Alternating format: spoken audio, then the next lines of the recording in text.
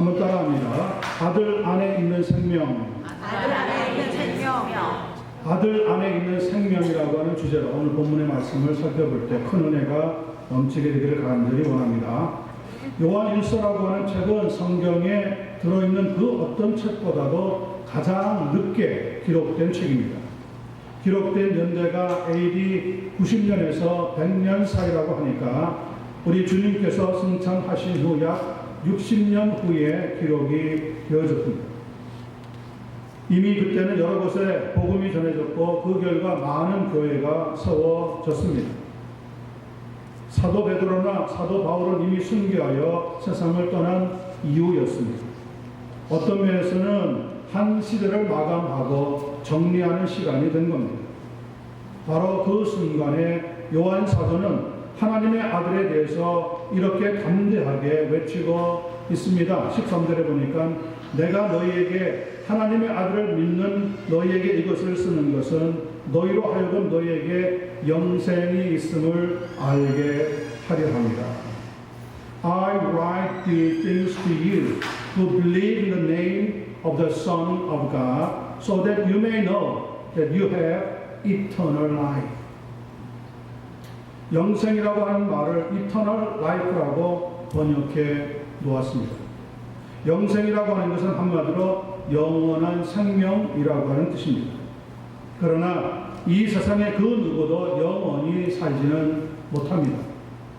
그러므로 성경에서 말하고 있는 영생이라고 하는 것은 하나님께 있는 생명을 의미한다고 여겨집니다. 우리 인간은 육체와 영혼으로 결합된 존재입니다. 그러나 우리 육체는 아프고 병들고 죽음으로 그 생명을 잃게 됩니다. 그러나 우리 영혼은 육체가 죽어도 생명을 잃어버리지 않습니다. 그것은 하나님께 있는 생명이기 때문에 그렇습니다. 오늘 이 귀한 말씀을 나눌 때에 영생에 대한 우리의 이해와 확신이 더 단단해지는 그런 은혜를 얻게 되기를 우리 주님 예수님의 이름으로 간절히 소원합니다. 아멘. 10절과 11절 말씀을 보겠습니다.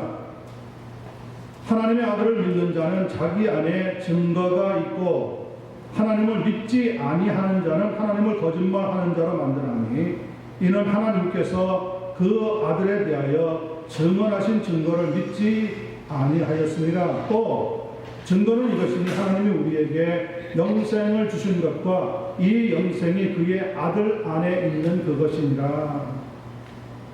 이 세상에는 현재 약 70억 명 이상의 다양한 인구가 살고 있다고 하지만 성경은 이 세상에 있는 사람들을 두 부류로 나누어서 설명하고 있습니다.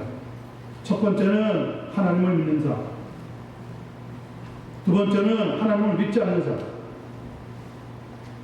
하나님을 믿는 자라고 하는 것은 하나님께서 이 세상을 창조하실 때 인간을 만드셨다는 것을 같이 믿고 인정하는 사람을 말합니다.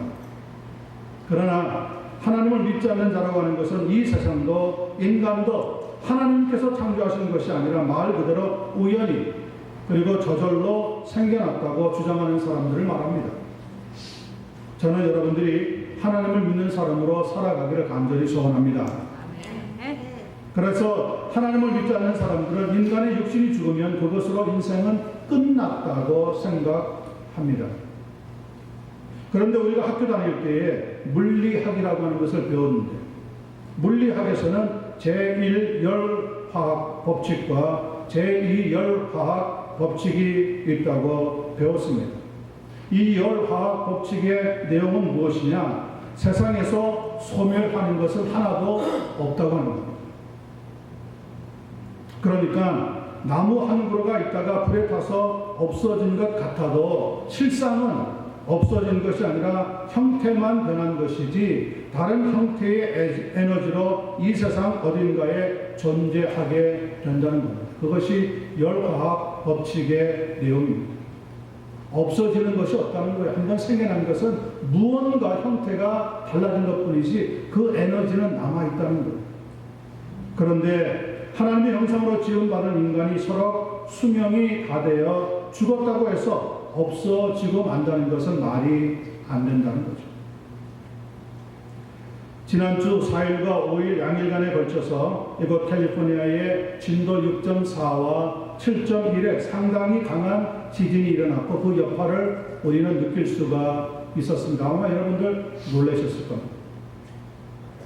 이번 지진은 캘리포니아 동북부 쪽 모하비 사막 그 북쪽에서 일어났다고 하는데 그 지진이 일어난 근처 인근 지역에 보니까 건물들이 균열이 되고 가스관이 파열되고요. 전력 공급이 끊어지면서 화염에 휩싸인 주택들이 많이 눈에 띄었습니다. 그리고 그 불길을 잡기 위해서 수고하고 땀 흘리는 소방관들의 모습이 뉴스에 잡히기도 했습니다. 경제적 피해가 약 1억 달러에 달할 것이라고 하니까 엄청나게 큰 지진이 찾아온 겁니다.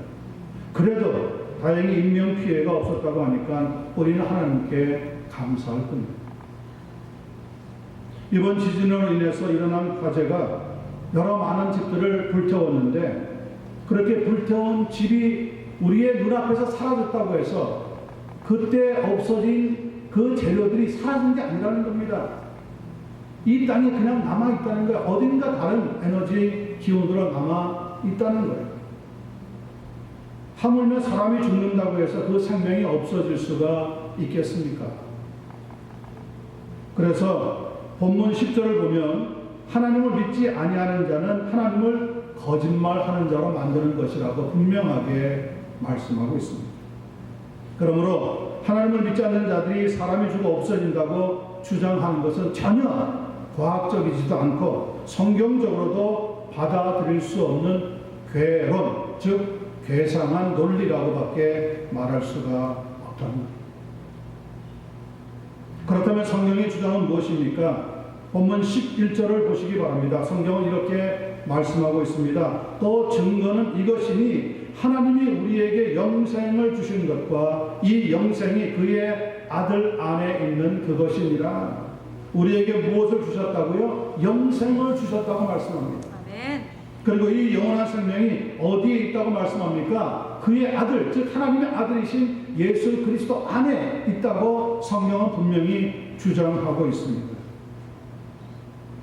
약 20여 년 전에 들었던 예화 하나가 생각이 납니다. 어느 목사님이 섬기고 있던 교회에 열심으로 봉사하던 장로님이 덜컥 암에 걸려서 오늘 내일 하게 되었다고 합니다. 그래서 어느 날 임종을 앞두게 되었는데 성도들과 함께 가서 예배를 드리게 된 겁니다. 예배를 다 마치고 나오기 전에 목사님이 장로님의 손을 꼭 붙잡고 이렇게 물었습니다. 장로님, 혹 오늘 밤에 주무시다가 내일 아침에 침대에서 눈을 뜨지 못하게 된다면 그때 천국에서 눈을 뜬다는 것을 확신하시죠? 얼마나 목사님이 다급하고 안타까웠겠습니까? 그랬더니 장로님이 이렇게 얘기하더랍니다. 목사님, 그걸 어떻게 합니까? 내일 아침에 눈을 떠봐야죠.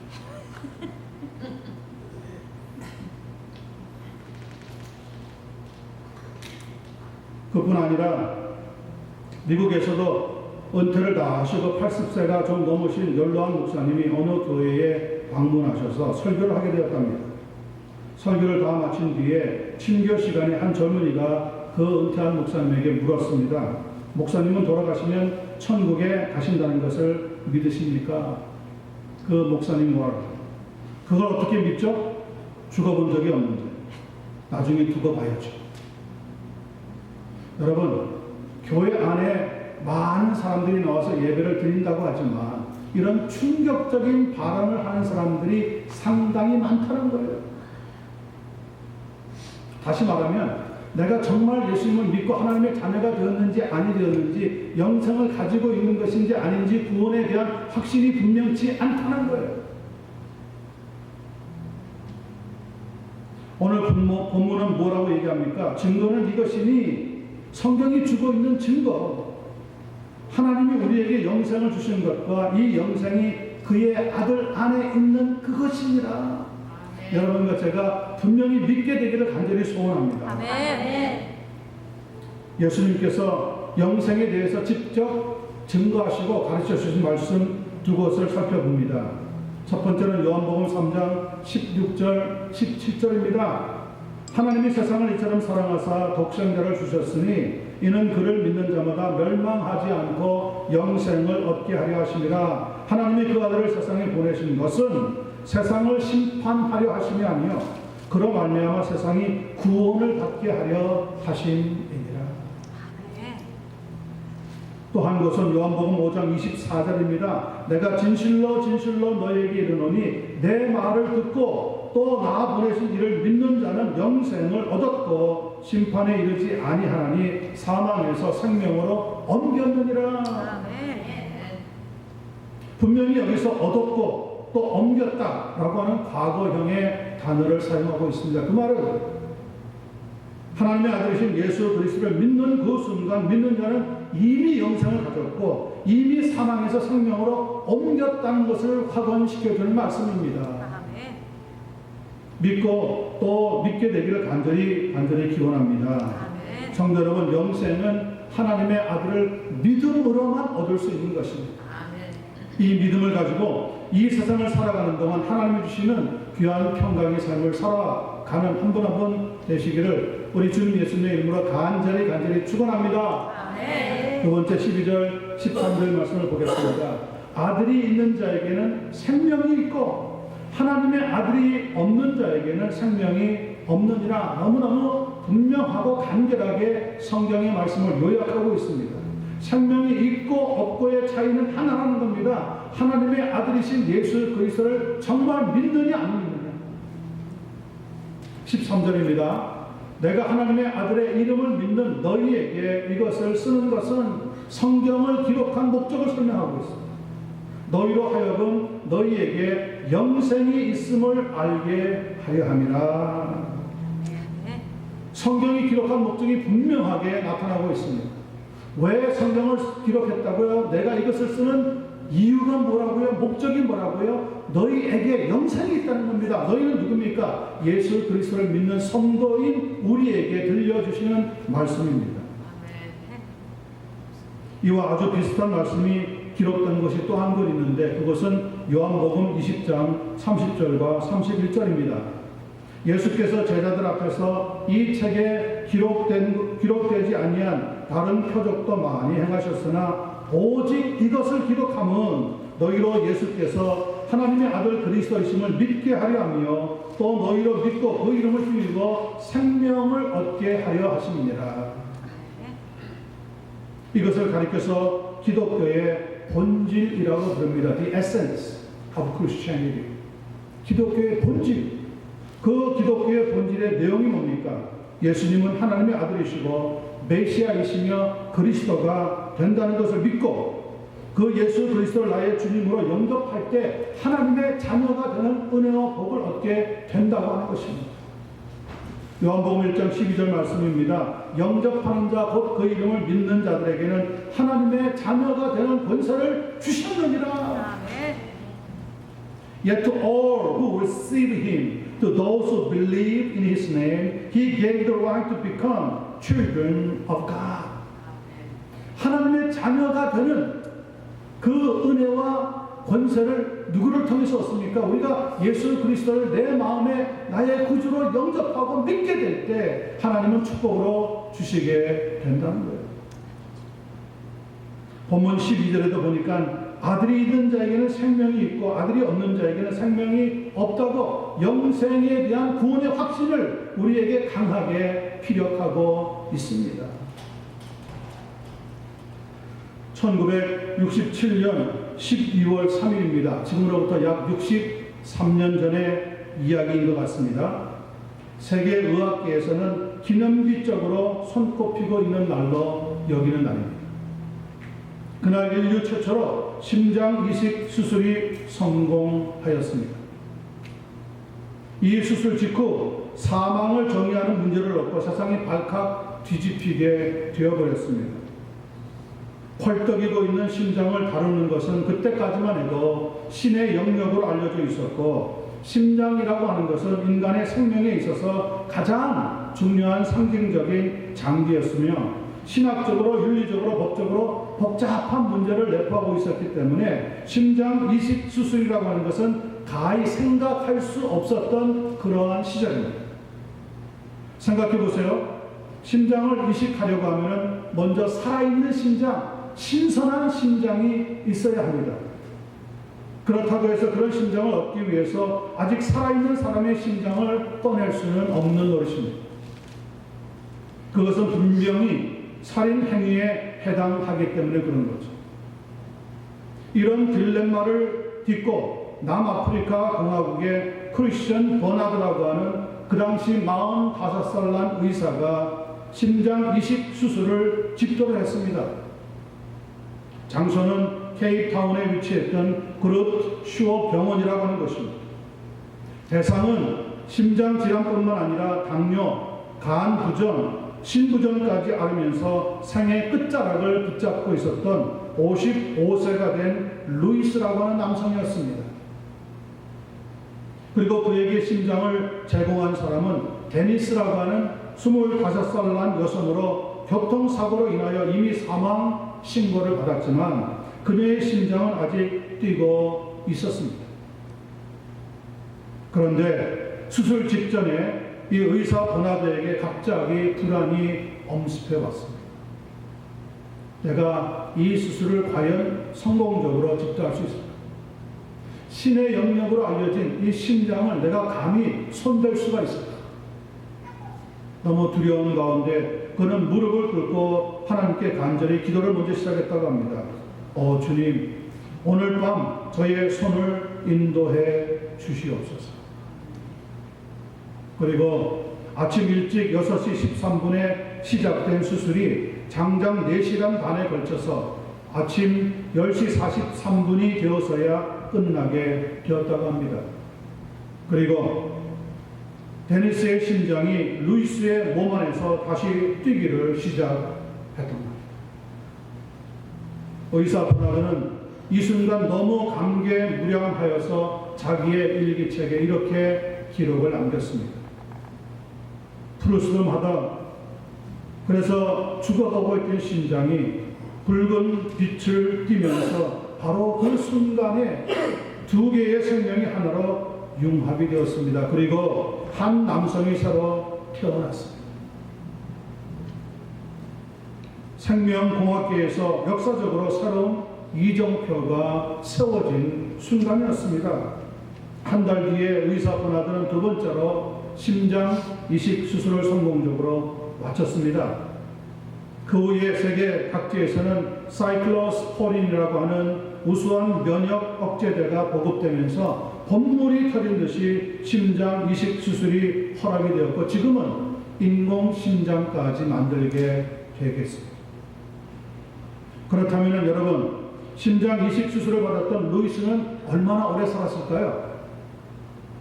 안타깝게도 루이스는 심장 수술을 받은 이후 폐렴으로 인한 합병증이 걸려서 18일 만에 세상을 떠나고 말았습니다.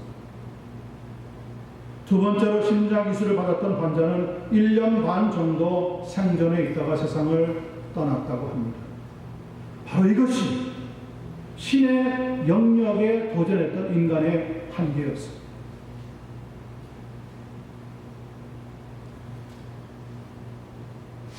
저는 하나님께서 우리 인류에게 주신 것 두 가지가 있다고 생각합니다. 하나는 생명이고 다른 하나는 영생입니다. 누구라도 이 자리에 있는 우리 모두도 심장 이식을 해서라도 더 살았으면 하는 욕심이 분명히 있을 겁니다. 그럴지라도 육체의 생명이라고 하는 것은 마지막에 찾아오게 되어 있다는 겁니다. 그러나 하나님의 아들 안에 있는 생명, 그 생명은 영원하다는 것을 성경이 말씀하고 있습니다. 그래서 성경은 eternal life, 하나님의 생명이요 영생이라고까지 말씀하고 있는 겁니다. 그래서 하나님의 아들 안에 있는 생명은 영원합니다. 없어지지 않습니다. 죽지 않습니다. 하나님 나라에서도 살아있는 생명으로 살아가게 된다는 겁니다. 내가 하나님의 아들의 이름을 믿는 너희에게 이것을 쓰는 것은 성경을 기록한 가장 중요한 목적, 기독교의 본질, 그것은 바로 너희로 하여금 너희에게 영생이 있음을 알게 하려 합니다. 성경의 중요한 가치는 바로 여기에 있습니다. 성경이 세상의 그 유명한 베스트셀러와 견줄 수 없는 이유도 바로 여기에 있습니다. 성경을 통하여서 하나님의 아들이신 예수 그리스도를 믿고 영접하고 믿음으로 살아가는 자에게는 이미 영생이 주어졌고 사망에서 생명으로 옮기게 되었다는 것을 선포하고 있기 때문에 그렇습니다. 성도 여러분, 여러분과 저에게 우리 모두에게 영생이 있다고 하는 사실을 분명히 믿고 감사가 충만한 그런 삶을 살아갈 수 있는 한 분 한 분 되기만을 예수님의 이름으로 간절히 축원합니다. 마지막 보겠습니다. 14절 15절입니다. 그를 향하여 우리가 가진 바 담대함이 이것이니 그의 뜻대로 무엇을 구하면 들으심이라. 15절입니다. 우리가 무엇이든지 구하는 바를 들으시는 줄을 안즉 우리가 그에게 구한 그것을 얻은 줄을 또한 아느니라. 하나님의 아들이신 예수 그리스도를 믿고 영생을 소유한 사람들에게서 나타나는 가장 강력한 사건은 기도의 응답이 있다. 왜냐하면 하나님께서 주신 믿음을 현실화할 수 있는 방법이 바로 기도에 있기 때문에 그렇습니다. 많은 사람들이 교회 생활을 하면서 설교도 듣고 성경 공부도 하고 제자 훈련도 하면서 많은 노력을 기울이고 있지만 현대 교회가 영적으로 점차 빈곤해지고 있는 이유는 기도에 대한 응답이 있다는 것을 잘 믿지 않는 믿음의 현저한 부족 때문에 그렇습니다. 예수님은 제자들과 함께 이 땅에 계실 때 기도에 대한 유독 많은 교훈을 주셨습니다. 사복음서를 하나씩 찾아보면 첫 번째 마태복음 7장 7절과 8절 말씀입니다. 구하라 너희에게 그리하면 너희에게 주실 것이요 찾으라 그리하면 너희가 찾아낼 것이요 문을 두드리라 그리하면 너희에게 열릴 것이니 구하는 이마다 받을 것이요 찾는 이마다 찾아낼 것이요 두드리는 이에게는 열릴 것입니다. 기도를 하고 또 하고 또 하고 문을 두드리고 하면 하나님이 마침내 축복의 문을 열어서 우리에게 기도에 응답해 주시게 된다는 거예요.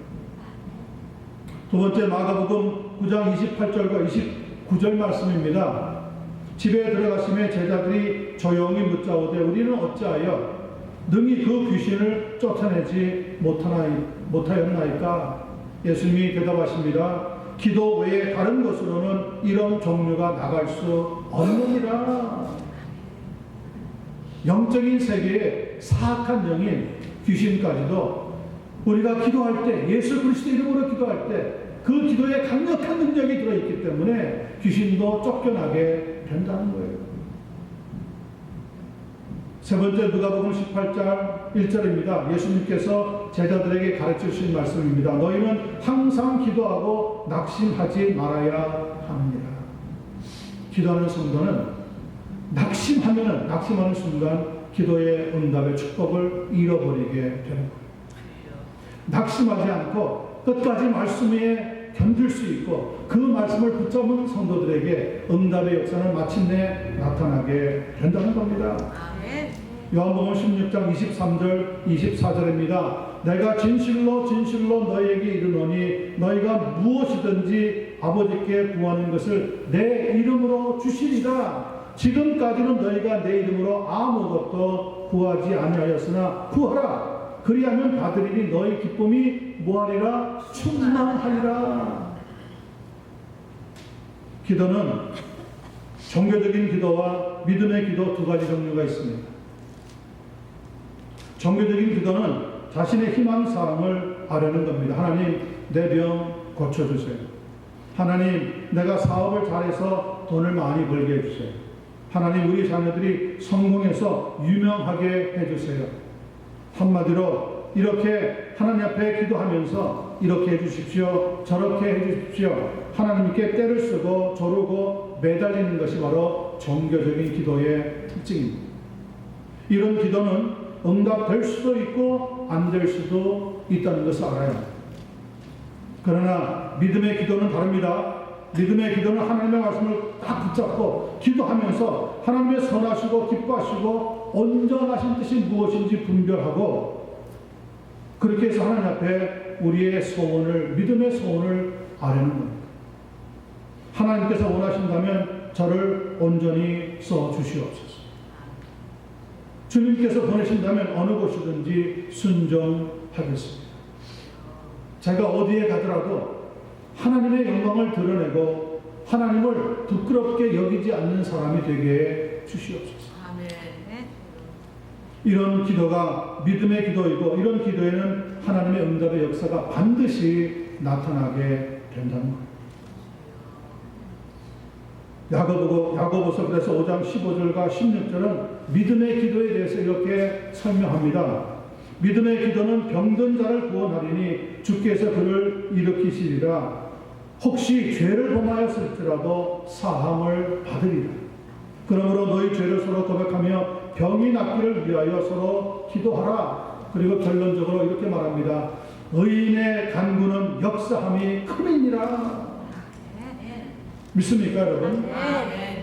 의인의 간구, 하나님 앞에 죄를 회개하고 자백하고 하나님의 뜻을 붙잡고 하나님 앞에 나를 써주시옵소서 간구하고 기도할 때 하나님께서는 강력한 능력으로 역사해 주시게 된다는 거죠.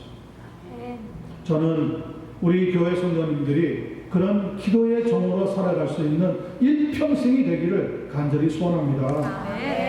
여러분, 새벽 기도회가 중요합니까? 금식 기도회가 중요합니까? 어느 게 더 중요합니까? 어느 게 더 중요한가 아닌가를 따지는 것이 기도의 목적이 아닙니다. 아무리 내가 새벽 기도를 매일 하고 아무리 내가 금식 기도를 많이 한다고 하더라도 믿음의 기도를 드리지 않으면 그 기도에는 능력이 있을 수가 없다는 거예요. 우리가 기도할 때 항상 예민하게 관찰해야 하는 것은 하나님의 뜻대로 구해야 한다는 것을 오늘 본문은 우리에게 깊이 알려주고 있습니다. 미국 플로리다주는 강력한 허리케인의 피해가 아주 자주 많이 일어나는 곳입니다.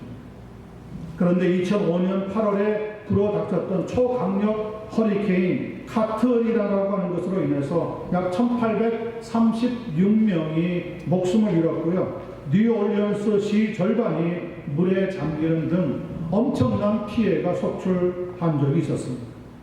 그때 그곳에 호숫가에 살고 있던 찰스 시어즈라고 하는 사람이 자기 아내와 세 자녀들과 살고 있었는데 호수의 제방이 무너지면서 삽시간에 집들이 물에 잠기게 되었습니다. 당연히 자기의 집도 그만 물에 잠기고 말았습니다. 급하게 가족들과 함께 지붕으로 올라갔습니다. 그런데 지붕에도 어느새 물이 차버린 겁니다. 근처 옆에 서 있던 나무에 겨우 가족들이 매달려 나무 꼭대기까지 올라갔습니다. 그래도 벌써 나무도 물에 점점점 잠기게 되었습니다. 찰스 시어즈라고 하는 사람이 그때 이렇게 뇌색이고 속삭였다고 합니다. 아, 이제 우리는 죽었구나. 조금만 더 이제 물이 불어나면 물에 그냥 꼬르륵 가라앉아서 죽을 판이었습니다. 근데 옆에서 그 말을 듣고 있던 아내가 하나님 앞에 울면서 부르짖으며 이렇게 기도했다고 합니다. 그런 말 마세요. 하나님께서 우리에게 분명히 길을 열어주실 거예요. 아이들과 함께 우리는 다시 살아날 수 있을 거예요. 하나님, 우리를 불쌍히 여기시고 우리 가족들을 도와주십시오. 바로 그 순간 교회를 다니다가 그동안 다니지 않고 까맣게 기도를 잊고 있던 찰스가 하나님 앞에 다시 기도하기를 시작했습니다. 이 세상에 죄인을 구하러 오신 예수님의 이름을 부르면서 회개하며 뜨거운 눈물로 막 기도하고 있는데 가족들의 눈에서 저 위에서부터 빈 배 한 척 보트가 자기들 쪽으로 내려오는 것을 발견하게 됐습니다. 허겁지겁 가족 5명이 그 빈 보트에 옮겨 타고 한참을 내려가는 거예요. 주 정부에서 보낸 헬기 소리가 요란하게 나면서 자기들에게 밧줄이 내려오고 가족 모두가 살아날 수가 있게 되었다고 합니다. 여러분, 우리가 기도하면 누가 응답한다고요? 하나님께서 하늘의 창문을 여시고 우리에게 구원의 주를 보내게 되신다. 아멘. 대신 우리는 하나님께 어떻게 기도해야 됩니까? 나의 죄를 회개하고 뻔뻔스럽게 하나님께서 도와주세요 해서는 안 되는 일이라는 거죠. 하나님 나의 죄를 용서해 주세요. 하나님 앞에 신실하지 못하던 나를 용서해 주세요. 회개하고 그리고 담대하게 예수님의 이름을 부르면서 하나님의 뜻을 구하면 하나님께서는 우리에게 반드시 응답해 주시게 된다는 거예요. 이때 찰스 시머즈 가족이 부른 노래가 그 찬송이 너 근심 걱정 말아라 그런 노래였다고 합니다. 너 근심 걱정 말아라 주 너를 지키리 주 날개 밑에 거하라 주 너를 지키리 주 너를 지키리 아무 때나 어디서나 주 너를 지키리 늘 지켜주시리. 기도에 응답하시기를 기뻐하시는 하나님은 우리 모든 성도들을 지켜주시기를 원하는 거예요. 여러분의 가정을, 여러분들의 자녀들을, 여러분들의 사업을, 여러분들의 일생을 지켜주시기를 원하는 거예요. 그런데 세상에 두 부류의 사람이 있다고 그랬어요. 하나님을 믿는 자가 있는가 하면 하나님을 믿지 않는 자도 있다는 거예요. 여러분 이제 우리가 어느 편에 서야 되겠습니까? 세상에 돈 많이 버는 방법? 그것도 물론 좋은 일이긴 합니다. 세상에 유명한 인기를 얻고 명예를 갖는 것 그것도 좋은 일이기도 합니다. 120세 넘게 장수하는 것 물론 그것도 좋은 일이기도 합니다. 그래도 우리 앞에 뭐가 찾아옵니까? 인간의 한계는 반드시 찾아오게 되어 있다는 거예요. 이 인간의 한계를 넘어갈 수 있는 것은 하나님의 능력밖에 없습니다. 그리고 우리에게 영생을 주시는 것은 그 아들 되시는 하나님의 아들 되시는 예수 그리스도를 통해서만 얻을 수 있다고 성경이 이미 알려주고 있다는 겁니다. 영생을 얻은 성도들의 특징이 뭐라고요? 기도하면 하나님이 반드시 응답해 주신다는 거예요.